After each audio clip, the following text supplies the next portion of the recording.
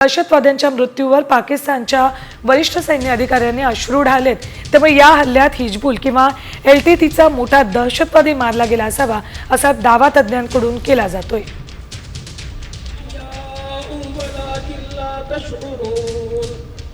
भारताने ऑपरेशन सिंदूर राबवत पाकिस्तानवर एअर स्ट्राईक केलं। यामध्ये अनेक दहशतवाद्यांचा खरं तर खात्मा झालेला आहे। मात्र एका दहशतवाद्याच्या खात्म्यासाठी अनेक लष्कर प्रमुख जे अंत्यसंस्कारासाठी उपस्थित होते।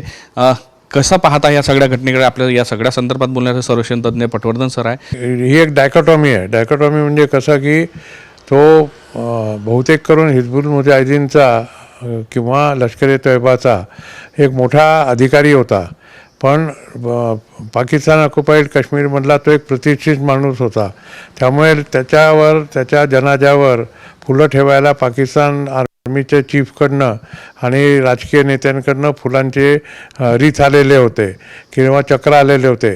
ते लोक स्वातंत्र्य सैनिक आहेत, ते असले आहेत, आमच्या याच्यात काहीच हात नाही असं त्यांचं म्हणणं आहे।